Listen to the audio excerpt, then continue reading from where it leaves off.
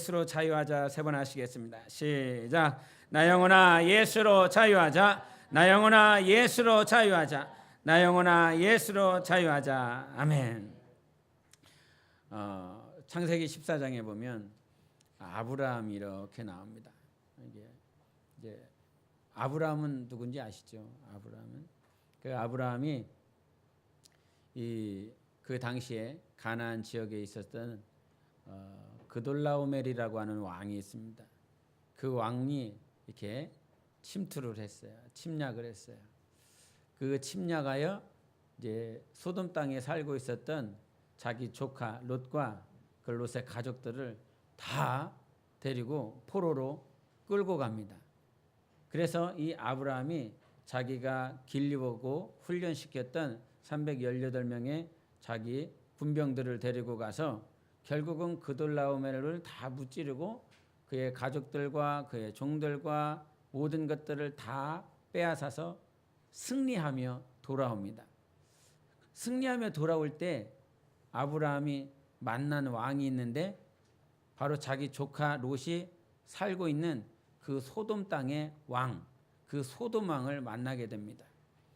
그 소돔 왕이 개선하며 승리하며 돌아오고 있었던 그 아브라함에게 하는 말이 무엇이냐면, 사람들은 나에게 보내고 물품은 네가 취해가라, 이런 말을 합니다. 무엇은 보내라고요? 사람은 보내고 네가 얻은 전리품들은 다 가지라고 하는 것이죠. 그때 아브라함이 소돔 왕에게 하는 말이 있습니다. 당신이 나를 치부케 하였다 할까 하여, 즉 당신이 나를 부자 되게 만들까 하는 그런 소문들이 삽시간에 퍼질까 하여 사람도 당신에게 보내고 내가 얻은 전리품도 당신에게 다 보내겠습니다. 그러면서 그 모든 것들을 소돔 왕에게 다 보내버립니다. 그리고 자기가 거주했었던 헤브론에 돌아옵니다. 돌아와서 이제 전쟁이 다 끝났죠. 모든 것이 다 회복되었죠. 그런데 하나님께서 그 다음 날에 아브라함에게 환상을 보여주십니다. 환상을 보여주시면서 하나님께서 음성을 주시는데, 그때 그 음성이 무엇이냐면, 아브라함아 두려워하지 말아라. 뭐라고요? 두려워하지 말아라. 그러면서 하나님이 당신이 어떠하신 분이신지를 가르쳐 주십니다. 나는 너의 퀴즈입니다. 뭡니까? 나는 너의 아버지. 나는 너의 나는 너의 방패니라 말씀하십니다. 나는 너의 방패고 나는 너의 큰 상급이니라, 이 말씀을 하나님께서 그에게 해주십니다. 자기가 전쟁에서 얻은 모든 전리품들을 소돔 왕에게 다 보냈습니다. 그런데 하나님께서 그에게 오셔서 하시는 말씀은 나만이 너의 상이라는 것이고 나만이 너의 상급이라고 말씀해 주셨어요. 자기가 소유할 수 있지 않습니까? 전쟁에서 이겼으니까요. 전리품은 이긴 자들의 것입니다. 이긴 자들만 소유할 수 있습니다. 그런데 그 모든 것들을 세상 왕에게 다 보냈습니다. 그리고 그에게 하나님께서 나만이 너의 상이다, 나만이 너의 상급이다라고 하는 이 음성을 우리에게 또 아브라함에게 들려주십니다. 이 연장선상에서 마태복음 4장에 보면 예수님께서 누구에게 시험을 받습니까? 마귀에게 시험을 받습니다. 마귀에게 시험을 받을 때 두 번째 시험을 받는데, 지극히 높은 성에 올라가서 마귀가 예수님께 보여주시는 것이었습니다. 천하 영광과 만국을 보여주십니다. 그러면서 조건을 답니다. 네가 만약 나를 경배하면 이 모든 영광과 모든 만국을 너에게 주리라 말씀하십니다. 그때 예수께서 말씀으로 오직 하나님만 경배해야 된다라고 하는 그 진리를 사탄에게 마귀에게 말씀하시고 그 시험을 이깁니다.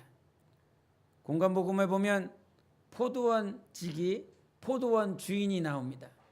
포도원 주인이 자기 농부들에게 다 맡기고 포도원을 맡기고 자기가 타국에 갑니다. 타국에 가서 이제 포도원이 익을 때쯤 하여 열매를 얻을 수 있을 때쯤 하여 자기의 종들을 보냅니다. 자기의 종들을 보냈는데 그 종들을 죽입니다. 때리고 죽이고 때리고 죽이고 이제 안 되겠다. 자기 아들을 보내면 되겠지 싶어서 그 포도원 지기의 아들을 그 농부들에게 보냈더니 야, 이 아들만 죽이면 이 포도원이 누구의 것이라? 농부들 것이라, 자기들 것이라 생각하여 자기 아들까지도 죽여버립니다. 그때 주님이 말씀하십니다. 이 포도원 주인이 그 농부들을 진멸해 버릴 것이다 말씀해 주셨어요. 여기서 하나님께서 우리에게 말씀하시고자 하시는 것은 무엇이냐면 이 모든 것들이 다 하나님의 것이라는 것입니다. 모든 것들이 하나님의 것이다.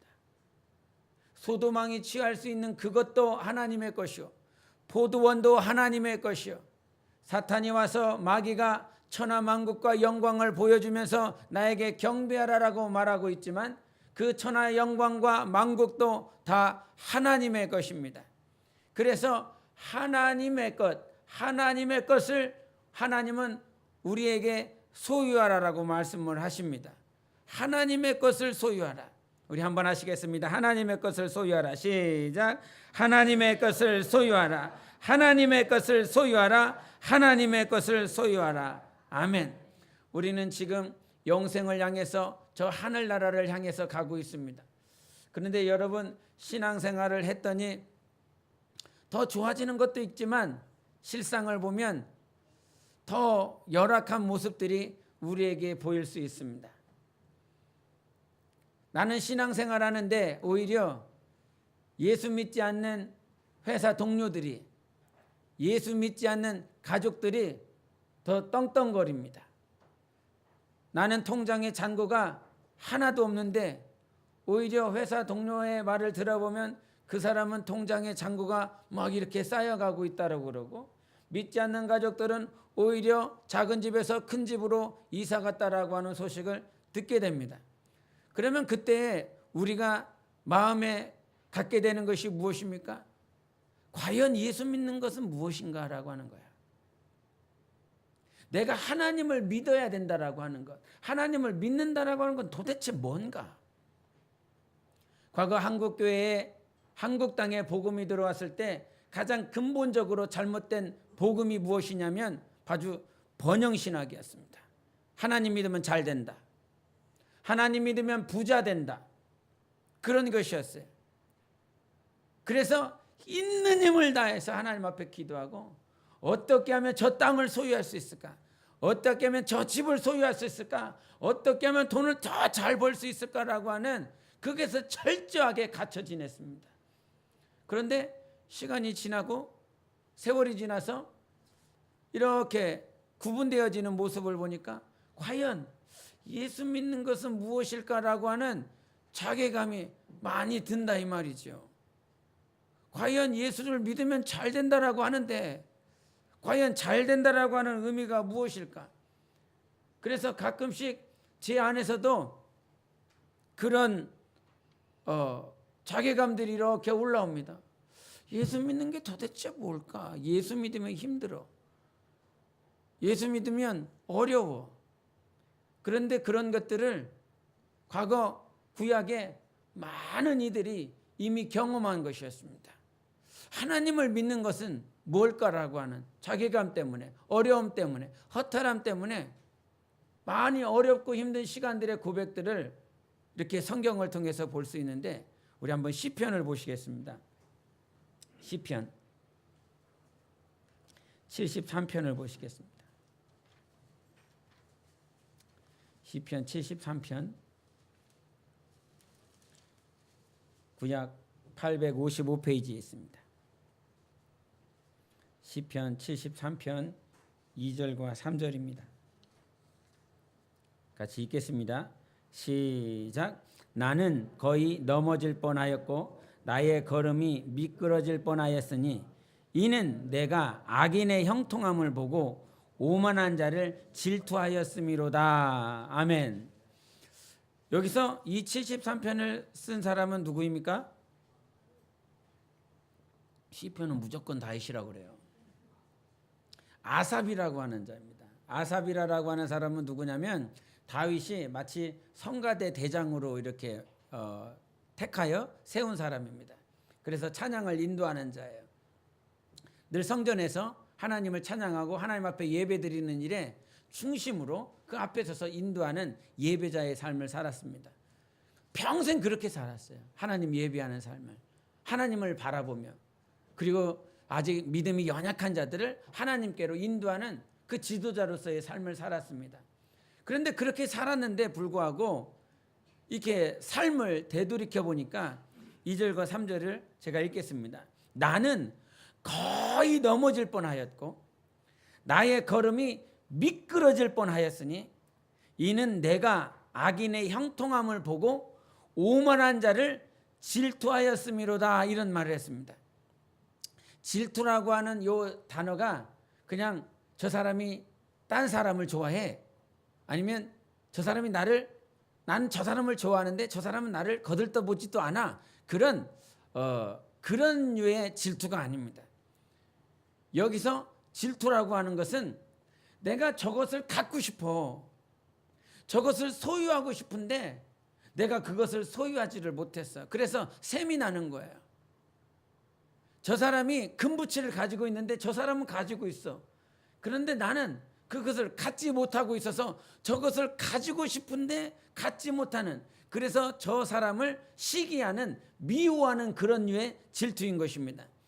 그러니까 그 마음 가운데 아삽도 무엇을 가지고 있냐면, 왜 악인들은 저거를 가지고 있어? 예수 믿지 않는, 기도하지 않는 애들은 왜 저렇게 살고 저렇게 화려하게 살아? 나도 저렇게 살고 싶다고.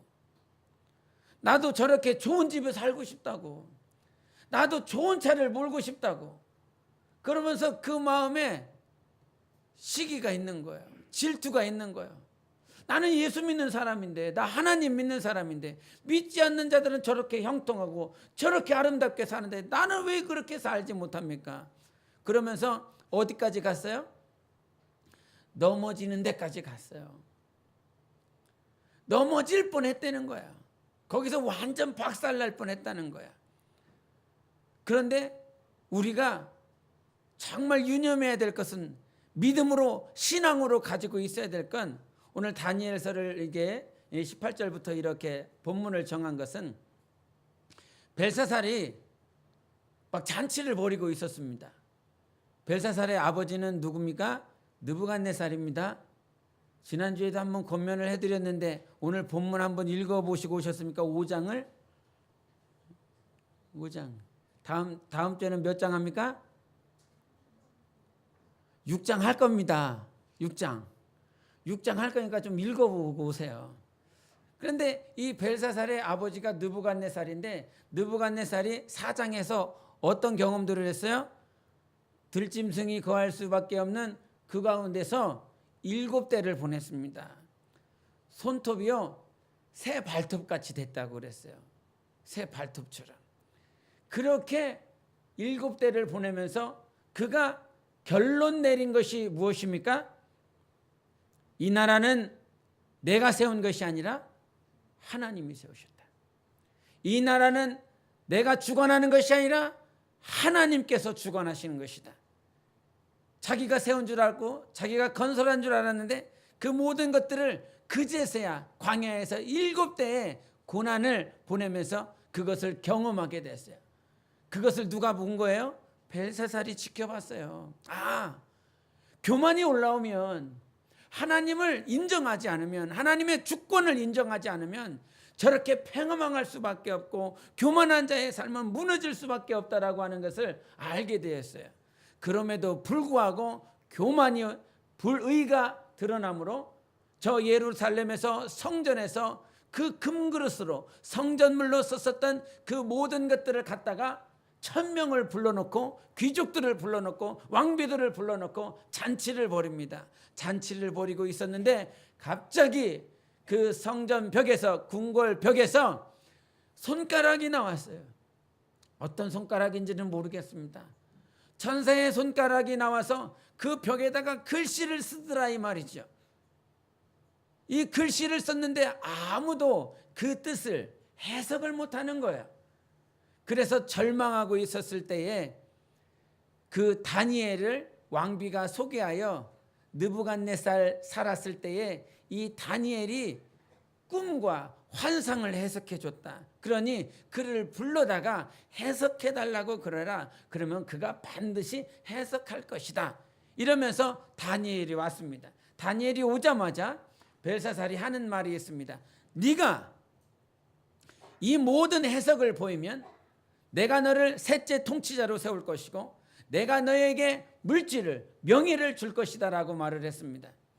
그때 다니엘의 고백이 단 한 가지예요. 나는 이것 다 받지 않겠습니다. 아무것도 당신에게서 받지 않겠습니다. 그러나 내가 당신에게 해석을 해드리겠습니다 라고 하는 그 고백을 합니다. 신앙은 무엇이냐면 허상과 실상이 무엇인지를 알아야 된다는 거예요. 무엇이 허상이고 무엇이 실상인지를 성경은 가르쳐주고 있습니다.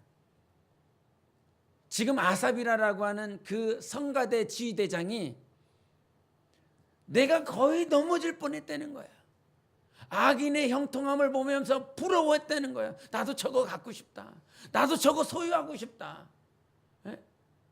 그래서 거의 넘어질 뻔한 그런, 무엇 때문에 넘어질 뻔한 거예요? 실상 때문인 거예요? 허상 때문인 거예요? 허상 때문에 넘어질 뻔한 거예요. 잡을 수도 없고 영원히 소유할 수도 없는 그것 때문에 그가 넘어질 뻔했다는 거예요.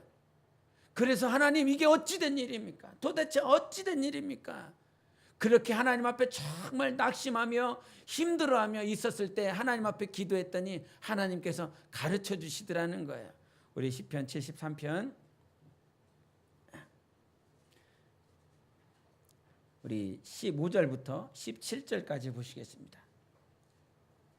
정말 우리 깨어서 하나님 말씀 보기 바랍니다. 73편 15절부터 17절까지 시작. 내가 만일 스스로 이르기를 내가 그들처럼 말하리라 하였더라면 나는 주의 아들들의 세대에 대하여 악행을 행하였으리이다.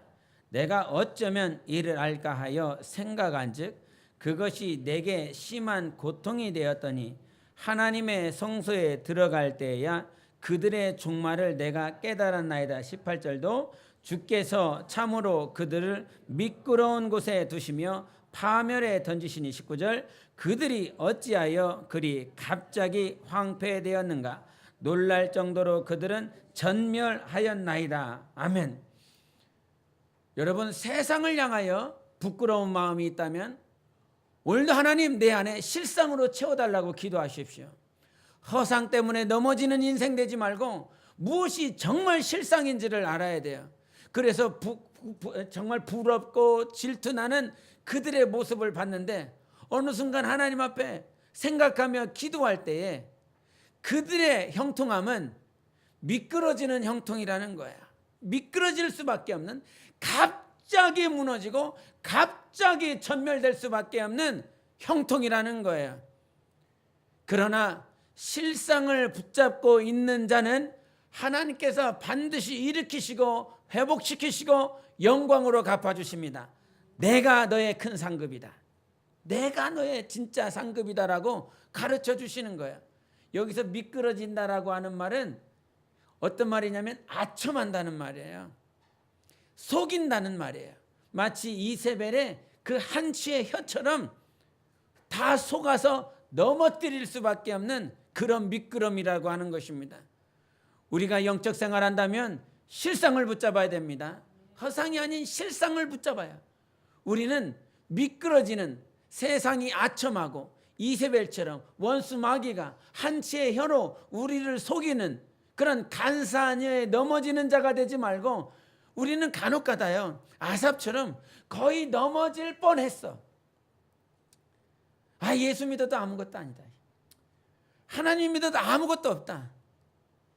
힘들기만 하고 어렵기만 하고, 그러한 넘어짐이 우리 안에 있을 수 있습니다. 그러나 하나님께 빨리 깨달으십시오. 그러니까 오늘도 아삽이 이길 수 있었던 건 하나님께 묻는 삶을 살아간 거예요. 하나님, 어찌 된 일입니까? 이게 무슨 일입니까? 하나님께 묻는 자는 넘어질 뻔할 그런 순간이 있다 할지라도 완전히 넘어지지 않습니다. 하나님께서 일으켜 세워주신다 이 말이에요. 하나님의 그 넘어질 수밖에 없는 우리의 환경을 다시 세워주시는 하나님을 날마다 경험하시기를 바랍니다. 그래서 허상으로 넘어가지 마세요. 허상 때문에 엎어지지 마세요. 과거에 우리나라에서 가장 돈 많이 버는 사람은 누굴까? 이런 생각을 해봤습니다. 그랬더니 여러분도 아시는 것처럼 삼성의 이건희 회장이 우리나라에 가장 가쁘더라고요. 자기 전 재산이 발음도 잘 안 된다. 14조라고 그러더래요. 14조. 그래서 한번 계산을 해봤어요. 14조. 우리가 100년을 사는데 그 14조를 다 쓰고 죽으려고 그러면 과연 어떻게 살아야 될까? 우리가 100년을 사는데 14조예요. 그러면 1년에 얼마만큼 써야 됩니까? 잘 계산도 안 돼요. 그래서 이거를 하루를 계산해 봤어요. 14조를 가지고 있는 사람이 이 14조를 다 쓰려면 하루에 얼마씩 써야 될까? 그랬더니 4억 정도가 나오더라고요. 4억이 다 안 되는데 4억이 좀 안 돼요. 여러분 집 한 채 얼마예요? 4억짜리에 사세요? 지금 뭐 해봤자 1억 깐당 넘어가고 2억 채 안 되는, 3억 안 되는 그런 거, 그것도 빚 주고 사갖고 말이요. 대출 받아갖고 살아가고 있는 실력 아닙니까? 그거 평생 빚 갚다가 살다가 아, 나 집 한 채 이제 내 거 됐다 그럼 꼴랑 죽습니다. 그런데 이 14조를 가지고 있는 사람은 하루에, 한 달도 아니고요, 1년도 아니고요, 하루에 4억을 써야 이렇게 다 쓸 수 있다는 거예요. 하루에 4억 쓰려면 어떻게 될까? 이거 1,000만 원 쓰기도 힘든 사람들이라 실력이 4억을 생각하면 얼만큼 써야 될지, 어떻게 4억을 쓰지? 뭐 몇 억짜리 차 한 대를 사면 하루는 그나마 4억을 쓸 수 있을 것 같아. 그럼 다음 날은 어떻게 해야 4억을 쓸까? 에? 그런데 이 이건희 회장보다 돈을 더 많이 가지고 있는 사람을 봤어요. 한국이 아니라 전 세계에서. 그랬더니 빌 게이츠가 전 세계 1위 자산가더라고요. 그랬더니 이 사람은 얼마를 가지고 있냐면 100조를 가지고 있더라고요. 그러면 이 이건희 회장보다 비교해서 한 8배 정도는 더 많이 가지고 있는 거예요. 그래서 따져보니까 하루에, 그러니까 4억에 8배 하면 되잖아요. 4억에 8배 하면 하루에 얼마를 써야 되는 거예요? 한 30억 정도를 써야 되는 거예요. 하루에 30억. 기똥차다. 걔네들은 사자가 애완동물이랍니다. 팬다가 집안에서 애완동물 펫이에요. 뭐 말할 수 없는 차를 끌고 다닙니다.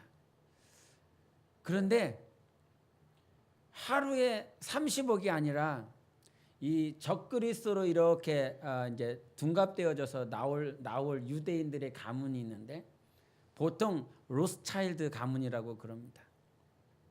근데 그 로스차일드 가문은 한 사람은 아니지만 그 가문이 가지고 있는 전 재산이 얼마냐면 5경 4천조랍니다.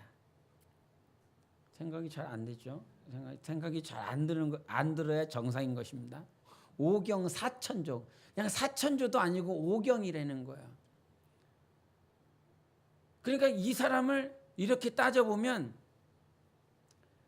하루에 2조를 써야 돼. 2조. 2조가 다 안 되지만 2조를 써야 평생 쓰고 죽을 수 있는 거예요. 우리나라 1년 예산이 400조랍니다. 근데 이 사람이 이 가문이 1년에 쓸 수 있는 것이 거의 한 600조 정도가 조금이 안 되는 거예요. 그러니까 우리나라 1년 예산이 그 유대인 가문이 가지고 있는 그 1년 예산보다도 못한 거예요. 부러우십니까? 부러우면 큰일 난 거예요. 지금 부러우면 큰일 난 거예요. 이건희 회장이 14조를 가지고 있고 빌 게이츠가 100조를 가지고 있고 로스차일드 가문이 5경 4천조를 가지고 있어도 그것이 다 하나님의 것입니다. 하나님이 이 땅에 작은 것들을 그들에게 떼준 것뿐이에요. 하나님은 당신을 우리에게 주시겠다 말씀해 주셨습니다. 허상을 가지고 붙들며 넘어지는 인생이 아니라 우리는 실상을 붙들고 온전하게 서서 영생의 이 마라톤을 반드시 완성해야 되는 것이에요. 그래서 미련한 자가 어떤 자냐면 허상을 가지고 자꾸 넘어지는 자예요. 허상 때문에 시기하고 허상 때문에 분노하고 미워하고 시기하고. 우리는 하나님의 실상을 하나님께로부터 받았어요. 미련한 자에 대해서 잠언에 이런 말씀하십니다. 27장 22절에 미련한 자를 곡물과 함께 절구에 넣고 공의로 찌을지라도 그의 미련은 벗어지지 아니하느니라 이런 말씀하셨어요. 절구통에다 넣고 공의로 아무리 빤다 할지라도 미련한 것이 벗어지지 않는다는 거예요. 여러분, 우리의 미련함은 우리의 부족함과 연약함들은 우리가 수고하고 노력해서 그 미련함이 벗어지지 않아요. 예법이 우리 안에 가득 차 있어. 그 예법 가지고 살아가고 있어. 그 예법 안에 지배를 받고 있어. 그 아래 지배받고 있는 자는 절대로 우리의 미련함이 우리의 죄성을 벗어날 수가 없습니다. 새 법이 와야 돼요. 하나님의 법이 우리 안에 들어와야 돼요. 하나님의 새 법, 성령의 법이 우리 안에 들어와야 되는 거예요. 그래서 로마서 8장 1절과 2절에 말씀하신 것처럼 생명의 성령의 법이 죄와 사망의 법에서 우리를 해방하였다라고 말씀해 주시는 것이죠. 하나님의 법이 우리 안에 들어왔을 때 우리는 그제서야 우리의 미련한 것, 연약한 것, 죄성들을 다 벗어버릴 수가 있는 것입니다. 죄의 미련함을 빨리 벗어버리세요. 죄의 어리석음을, 그 모든 것들을 다 벗어버리세요. 이 미련하고 어리석은 것들을 다 벗어날 수 있도록 우리를 가르쳐 주시는 이는 하나님 한 분밖에 없는 것입니다. 하나님께 정말 가르침을 받아야 되는 거예요. 지금 전주간에 서울 광장에서, 서울시청 앞에 있는 그 광장에서 이 퀴어 축제가 있었습니다. 그 동성애자들을 위한 소수 인권에 대해서 그들을 존중하겠다라고 그래서 퀴어 축제가 일어났어요. 그런데 그 퀴어 축제를 허가하고 그 퀴어 축제에 대해서 물론 모든 프로그램들을 계획한 이들은 어리석은 자들이 아니었습니다. 그냥 못 배운 자들이 아니었습니다.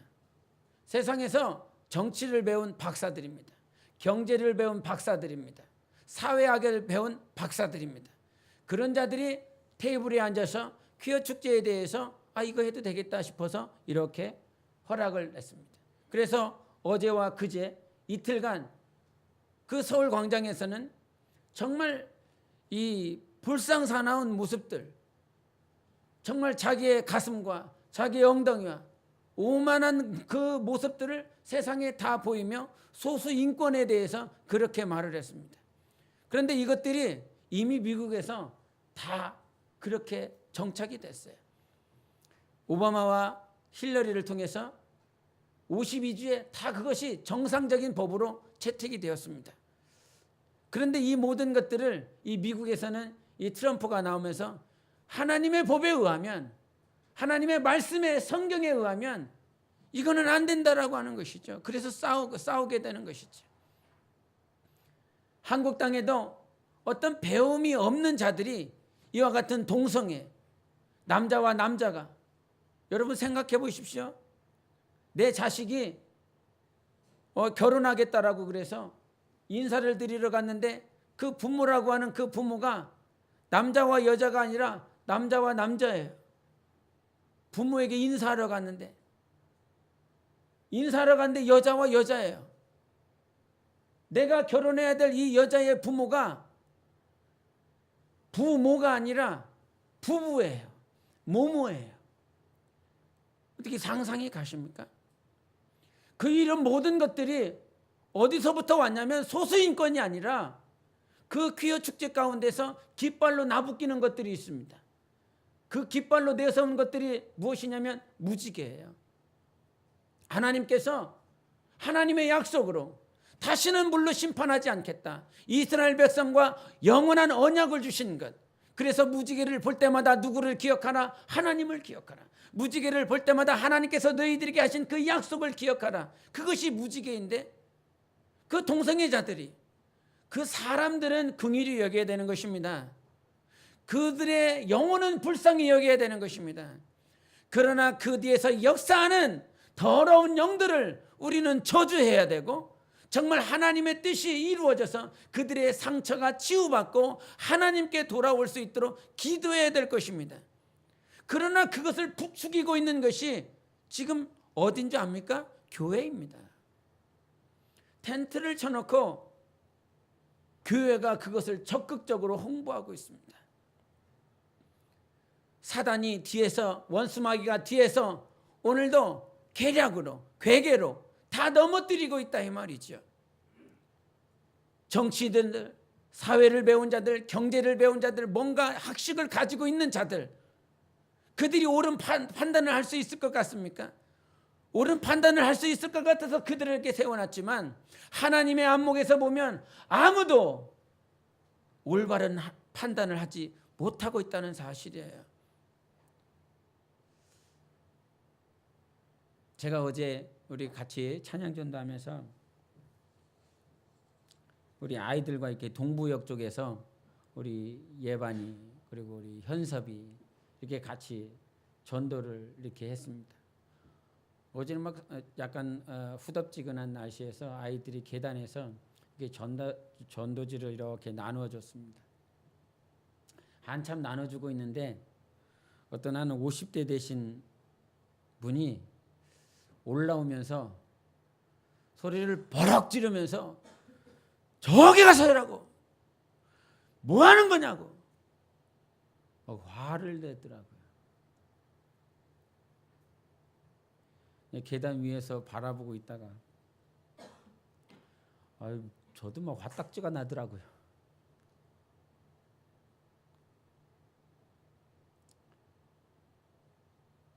막 안에서 막 부해가 올라오더라고요. 그래갖고 지켜보고 있다가 그분이 계속 소리치면서 올라오길래 제가 막 따졌습니다. 뭐 하는 거냐고. 뭐긴 뭐냐고. 당신이 잘못되는 거라고. 그러면서 저한테 삿대질을 또 하더라고요. 화가 너무 나서 계속 쫓아갔습니다. 이 띠를 두르고 예수 믿으세요. 띠를 두르고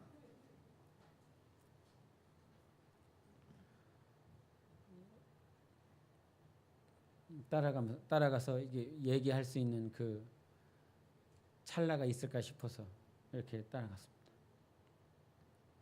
따라가서 이제 그 기차를 타러 가더라고요. 기차를 타러 이렇게 개찰구를 들어가더라고요. 개찰구에 아무도 없어서 저도 따라 들어갔습니다. 따라 들어가서 기차를 타러 이렇게 또 내려가더라고요. 내려가길래 거기까지 쫓아갔습니다. 중간 정도에 멈추더라고요. 공공장소에서 이제 그분이 하시는 말이에요. 공공장소에서 뭐 하는 거냐고. 그래서 저도 공공장소에서 왜 이렇게 소리를 지르십니까? 그래서 이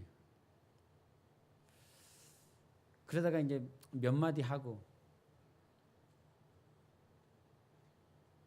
돌아왔는데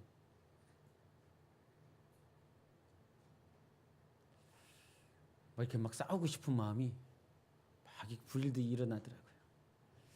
전도를 하다 보면 우리 가끔 전사님들이나 권사님들 그래도 어느 정도 이게 연배가 계시는데 이 젊은 사람들이 이게 딱 주고 이렇게 막 툭 치든지 아니면 이게 술을 약간 먹고 와갖고 이분들한테 고래 소리를 지르는 걸 옆에서 딱 보고 있으면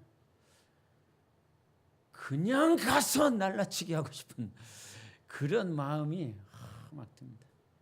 진짜.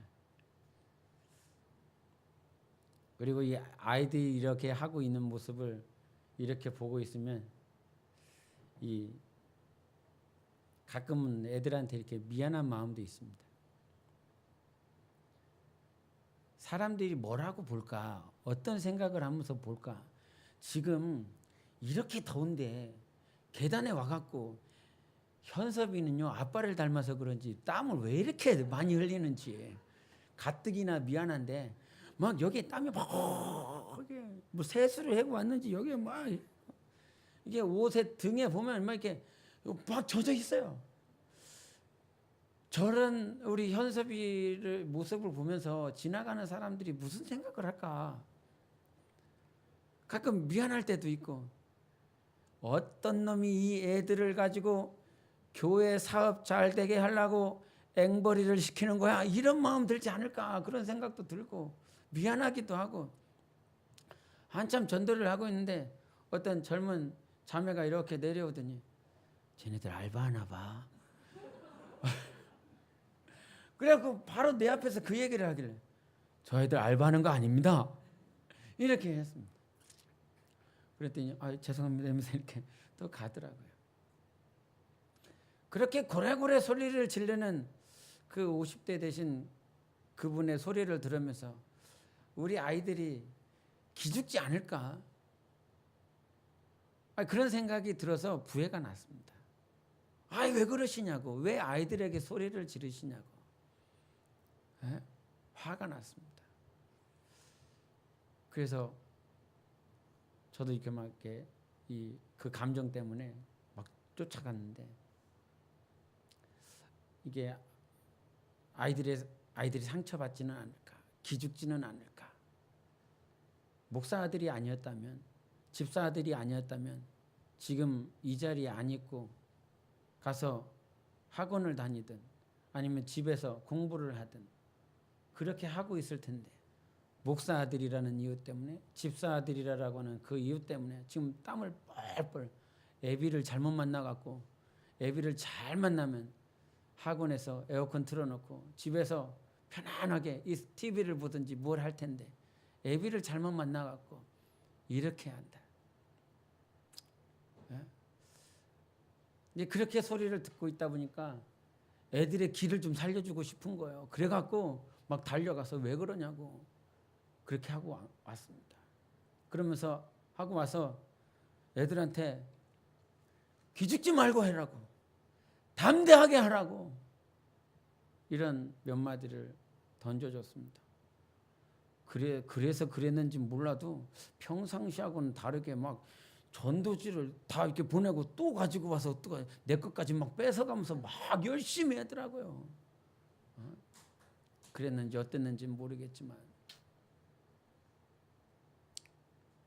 지금 무슨 하나님께서 우리에게 이제 무슨 말씀을 하시고자 하냐면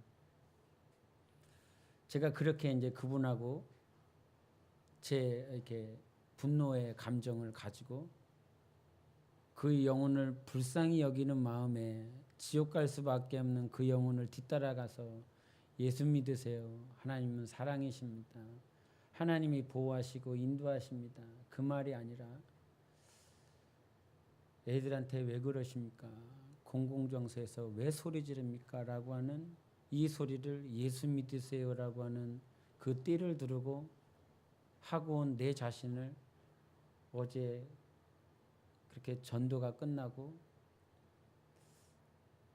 설교를 준비하는 그 순간까지 과연 나는 아이들의 마음을 생각해서 격려하는 차원에서 저들의 아이들이 기죽지 말기를 하는 그런 목회자의 마음에서 그렇게 했는데 과연 하나님은 나의 이 행동을 어떻게 달아보셨을까라고 하는 그 생각들이 계속 붙잡고 있었습니다. 우리 전사님들이나 권사님들이 그 전도할 때 당하는 그 수치, 그 모욕감들이 성경은 상이라 말을 했습니다. 영광으로 하나님께서 갚아주실 것이라 말씀해 주셨습니다. 근데 목회자는 그런 대우를 받는 것들이 싫어서 마음속에서 저놈들 저렇게 하면 안 되지 그러면서 이 마음속에서 막 몇 번 죽입니다. 몇 번 살인을 합니다. 우리 직분자들에게는 저게 큰 상일 텐데 나는 이 마음을 가지고 있는 것에 대해서 하나님은 어떻게 달아보실까? 그러면서 결론은 단 한 가지였습니다. 네가 가서 비록 아이들이 기가 죽는 한이 있어도 그 아이들이 그와 같은 수치를 받는다 할지라도 저 아이들이 수치를 받을 때, 저 아이들이 모욕을 받을 때 저 아이들 영혼에 큰 영광이다. 큰 상이다 하는 것이죠. 비록 말로는 격려하고 말로는 이렇게 그 아이들의 길을 살려줄 수는 있겠지만 목회자로서 또한 가지고 있어야 될 것이 그 자리가 그 광경이 그 모욕을 받고 그 호통을 받는 그 자리가 저 아이들에게 십자가가 돼야 되고 그것을 바라보고 있는 목사 네가 그 자리가 골고다 언덕이 돼야 된다. 하나님 아버지가 예수 그리스도를 십자가에 못 박혀 그 골고다 언덕길을 올라가고 계신 그 예수 그리스도를 바라보고 있을 때 하나님 아버지도 아들 예수 그리스도를 향하여 격려하며 승리하라. 그 자리에서 저들 유대인들 장로들 군병들에게 뭐라 하시고 호통치고 그들에게 뭐라 할 수 있었지만 하나님 아버지는 그 골고다 언덕길에서 묵묵히 참고 묵묵히 기다리고 저의 고통에 감내하는 그 환경 가운데 아버지 하나님은 아무런 말씀하지 않고 참아주셨다는 것이죠. 그 광경이 그 말씀이 제 영혼에 다시 한번 하나님께서 내 영혼에 가르치시는 말씀이 되었습니다. 나는 만약에 나라고 그랬다면 목사라고 하는 그런 사람이었다면 그렇게 분노하고 그저 아이들을 격려하고 아이들이 정말 기죽지 않기를 원하는 그런 시간들로 보내겠지만 하나님이 내게 가르치는 건 내 감정은 그런데 내 마음은 그런데 하나님이 나에게 가르치시는 건 너도 그 자리가 십자가가 되어야 되고 아이들도 비록 부족하고 연약하지만 그 자리가 골고다 언덕이 되어야 된다는 것이죠. 다 죽지 않으면 다 내려놓지 아니하면 아무도 예수 그리스도의 마음을 배울 수 있는 것이 없다라고 하는 것이지요. 세상에 지식 있는 자가 우리를 가르쳐 주지 않습니다. 석사나 박사학위를 가지고 있는 자가 우리를 가르쳐 주지 않습니다. 오늘도 우리가 죽어야 된다. 낮아져야 된다. 십자가를 져야 된다라고 주님의 마음이 우리 안에 있어야 될 것을 가르쳐 주시는 분은 오직 하나님 한 분밖에는 없습니다. 그래서 마태복음 11장 29절에도 말씀하신 것처럼 나는 온유하고 겸손하니 내게 와서 배우라 말씀해 주셨습니다. 우리가 목사에게 배울지 못합니다. 그래서 아이들에게 비록 아이들을 격려하고 길을 살려주는 모양은 있었지만 아이들이 목사에게 배울 수 있는 것이 하나도 없다라고 하는 것을 되돌이켜보며 후회했습니다. 목사에게 배우지 말아야 될 텐데 이렇게 예수 믿으세요 띠를 붙들고 그 사람을 뒤쫓아가고 있는 이 목사의 모습, 목사의 언어, 목사의 행동을 배우지 말아야 될 텐데, 목사의 행동을 봤다면 이 아이들도 커서 뒤쫓아가서 그렇게 하지 않겠느냐. 그러나 하나님께 배우면, 성령님께 배우면, 맞아, 내가 이 자리에서 모욕을 들으며 핍박을 받으며 죽어져야지, 내가 없어져야 되지, 그것을 배우지 않겠는가.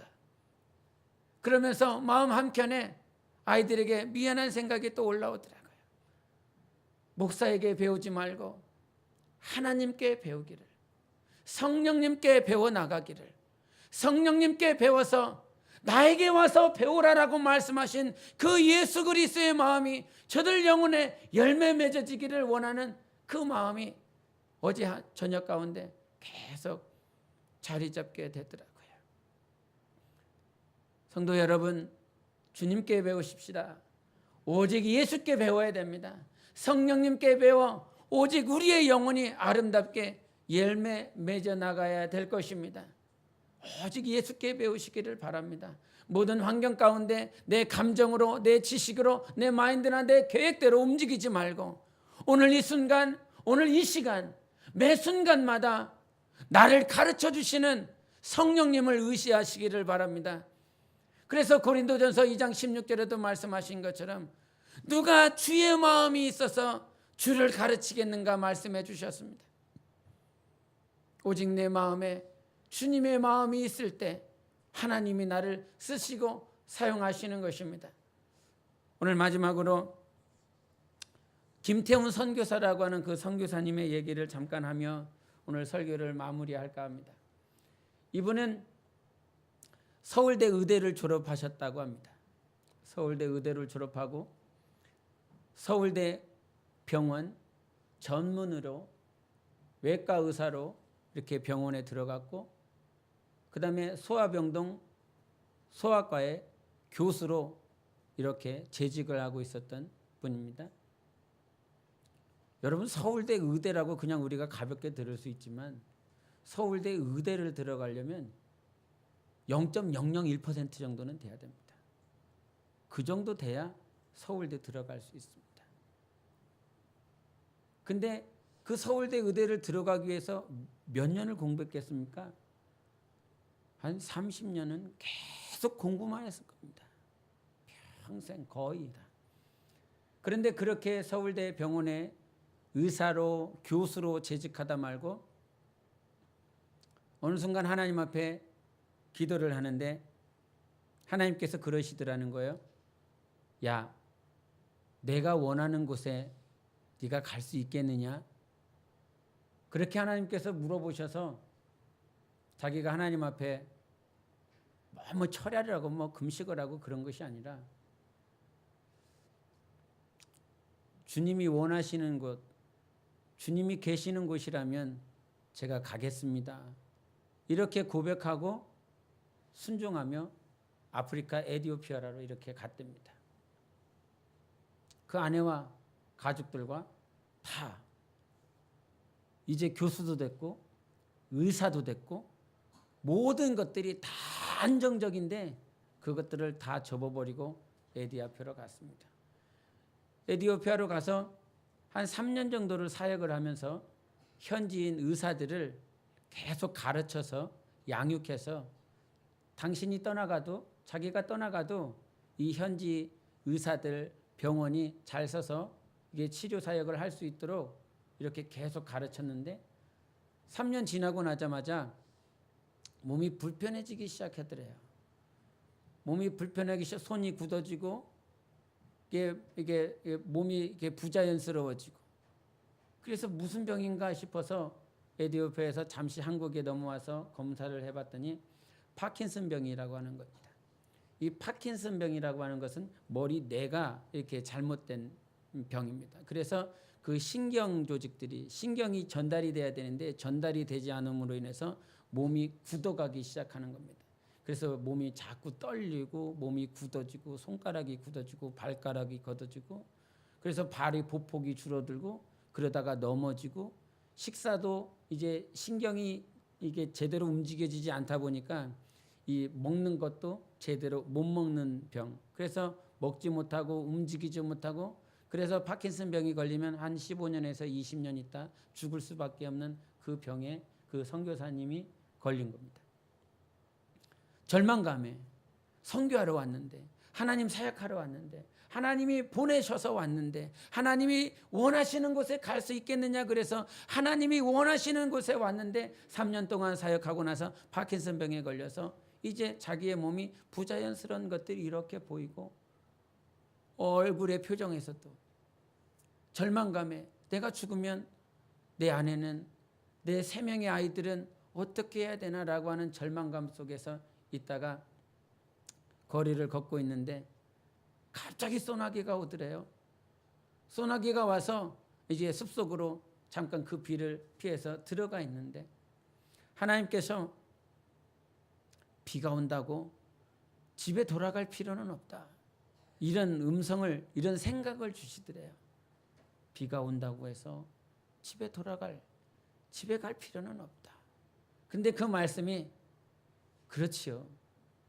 비가 온다고 해서 집으로 돌아갈 이유까지는 없겠지요. 그러면서 그 말씀이 내가 비록 병이 들었지만 내가 파킨슨 병에 걸렸지만 한국으로 돌아갈 이유는 없겠지요.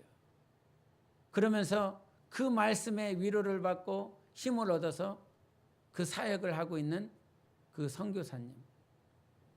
그런데 그 순간들을 계속 되돌이켜 보며 자기가 하나님께 배운 것이 하나 있답니다. 자기가 30년이라고 하는 시간 동안 공부를 했고 의사가 됐고 교수가 됐고 그런 사람들이 우러러보는 자리, 높은 자리, 편안한 자리 그렇게 되었을 때 하나님께서 나를 편안하게 쓰실 줄 알았는데 쓰시는 도구로서 사용하실 줄 알았는데 도리어 하나님이 지금 내 영혼을 아무것도 없는 것, 부질한 것, 연약한 자로 이렇게 세상 사람들의 관점이 아닌 정말 세상 사람들은 오히려 예수 믿고 선교하러 나가서 몹쓸 병에 걸린 그런 자로 취급하는데 하나님은 내가 아무것도 할 수 없는 존재구나. 내가 배웠다고 해서 내가 교수가 됐고 의사가 되었다고 해서 내가 뭔가 할 수 있는 존재가 아니구나. 그러면서 자기가 아무것도 쓸모없는 존재인 것을 하나님께 배워가며 이제 내가 하나님께서 쓰시기에 편한 자로 다듬어지고 있구나라고 하는 것들을 하나님께 배웠다라고 고백을 합니다. 과연 우리는 이 땅에서 누구에게 배울 것인가? 세상 사람들의 가치 기준이 아니라 오늘도 하나님께서 내게 말씀하시는 그 가르침을 우리가 온전히 몸소 배워야 될 것입니다. 오늘 그 김태훈 선교사님의 영상이 있어서 한번 4분 30초 50초 되는 영상인데 이것을 우리 한번 불을 꺼주실까요? 이것이 김태훈 선교사님이 삶을 통해서 하나님께 배운 것입니다. 우리의 삶은 우리에게 주어진 시간들은 하나님께 배우는 배움의 터구 현장입니다. 하나님께 배워서 예수님께 배워서 영생에 넉넉히 가기를 바랍니다. 여기 말씀하신 것 가운데 하나가 가슴을 치는 것 가운데 하나가 뭐냐면 세상 사람들이 봤을 땐 돌아가는 길 같고 먼 길 같지만 절대 멀지 않고 돌아가지 않는 그 길은 예수님께 하나씩 하나씩 배워서 더딘 걸음 같지만 그렇게 예수님께 배워 나아갈 때 우리는 가장 빠른 길로 가장 쉬운 길로 갈 수 있습니다. 그래서 날마다 우리에게 주어진 이 십자가를 메고 예수님께 배우는 복된 삶이 되십시오. 가장 사랑하는 사람이 제일 잘 가르쳐 줄 수 있습니다. 지식을 많이 가지고 있는 사람이 잘 가르쳐 주는 것이 아니라 나를 가장 사랑하시는 분이 나를 가장 잘 가르쳐 주십니다. 그분이 우리 하나님이십니다. 그분이 우리 안에 계신 성령님이십니다. 이 십자가를 지고 날마다 하나님께 배워서 정말 돌아가는 길 아닙니다. 먼 길 아닙니다. 그 골고다 길 성공하며 승리하며 영생에 이르는 우리의 삶이 되시기를 예수 이름으로 축원합니다. 오늘도 십자가에서 우리 주님을 배우기를 원합니다. 궁전에서 궁궐에서 배우는 것 아니요, 오늘도 십자가 위에서 우리 하나님 아버지를 배우게 도와주시고 예수 그리스도를 배우게 도와주시고 내 안에 가장 가까이 영원히 떠나지 않겠다 하신 성령님을 배울 수 있도록 축복해 주시옵소서. 우리 주님, 내 교만을, 내 계획을, 내 감정을 오늘 십자가에 못 박기를 원합니다. 나를 다듬으시고 나를 단련하시고 나를 주 예수 그리스도의 신부며 우리 주께서 쓰시기에 가장 편한 자로 다듬으시고자 십자가에서 죽어야 된다. 십자가에서 못 박혀야 된다. 십자가에서 네가 있어서는 안 된다. 십자가에서 내가 없어져야 된다. 우리 주님 가르쳐 주시나 이것을 날마다 있습니다. 성령님께 배워서 주님을 닮게 하여 주시옵소서. 우리 하나님께 배워서 하나님을 닮을 수 있도록 도와주시옵소서. 죽어야 되겠습니다. 죽지 않는 것은 오늘도 하나님을 대적하고 하나님을 방해하고 하나님의 뜻을 대적하는 정말 어리석은 자가 되어가고 있습니다. 우리 주님, 그의 능력도 내 안에, 그의 생명도 내 안에, 오직 예수께서 내 안에 살아계시오니 내 안에 살아계신 우리 주님께 날마다 배워서 우리 주님의 것 되게 하시고 주님의 소유물로 주님과 하나 되기를 원합니다.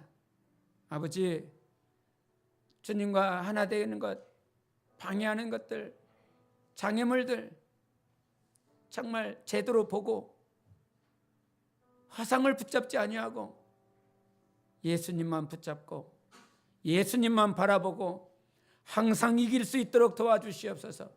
내 처지, 내 환경, 이것은 허상이나 예수만이 실상이요 예수만이 참이니 예수를 붙들고 예수를 닮고 예수 그리스도의 마음이 우리 안에서 열매 맺을 수 있도록 축복하여 주시옵소서. 우리 주님께서 가르쳐 주시겠다 하셨사오니 잘 배우겠습니다. 날마다 무릎 꿇고 배우겠습니다. 날마다 내 모든 것들을 내려놓고 오직 주님께만 배우겠습니다. 성령으로 배워 열매가 맺어질 수 있는 우리 교회와 영혼과 가정과 자손이 될 수 있도록 축복하신 우리 주님께 감사와 영광을 돌리오며 살아계신 예수 그리스도의 이름으로 기도하옵나이다. 아멘.